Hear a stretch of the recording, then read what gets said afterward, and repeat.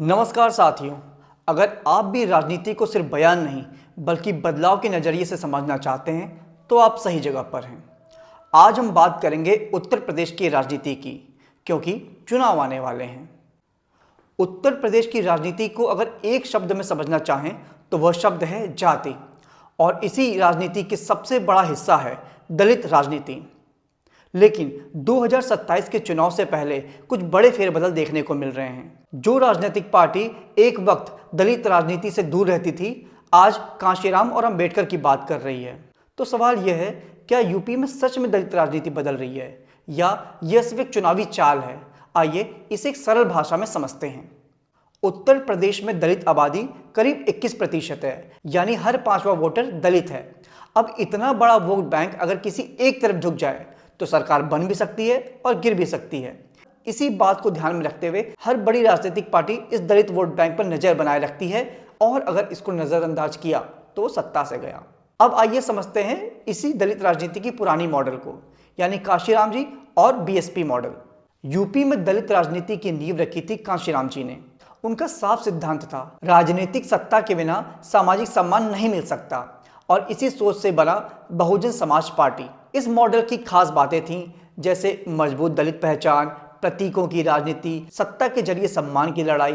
कई सालों तक यह मॉडल सफल रहा, लेकिन समय के साथ इसमें कमजोरियां दिखाई देने लगीं। बीएसपी मॉडल की क्या क्या कमजोरियां थीं? 3 बड़े बदलाव हुए।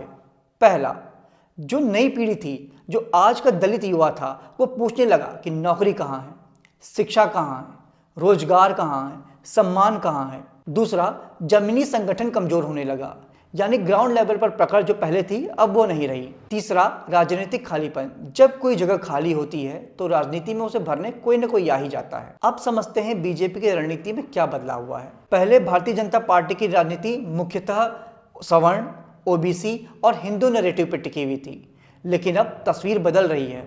आज बीजेपी कांशीराम जी को याद कर रही है, अंबेडकर जी के संविधान के बारे में बात कर रही है, दलित बस्तियों में जाकर अपनी योजनाओं का प्रचार कर रही है, समाज और विकास की भाषा समझा रही है।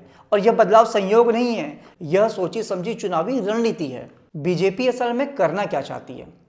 बीजेपी दलित राजनीति को खत्म नहीं करना चाहती, बस वो उसे रीडिफाइन करना चाहती है। पहले दलित राजनीति का मतलब था अलग पहचान, अब दलित राजनीति का मतलब है मुख्य धारा और विकास, यानी पहचान भी बनी रहे लेकिन उसके साथ सुरक्षा, रोजगार और लाभ भी जुड़े। अब समझते हैं विपक्ष के लिए क्या चुनौती है।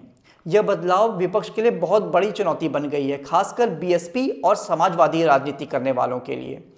अब सवाल यह नहीं है कि दलित किसके साथ खड़ा है या किस पार्टी के साथ जा रहा है, अब सवाल यह है कि कौन दलित युवाओं को भविष्य का भरोसा दे सकता है। 2027 के संकेत क्या कहते हैं? 2027 का चुनाव सिर्फ सत्ता का चुनाव नहीं होगा, यह दलित राजनीति के नए मॉडल का चुनाव होगा, जहां मुद्दा सिर्फ पहचान नहीं बल्कि अवसर, सुरक्षा और भागीदारी भी होगी।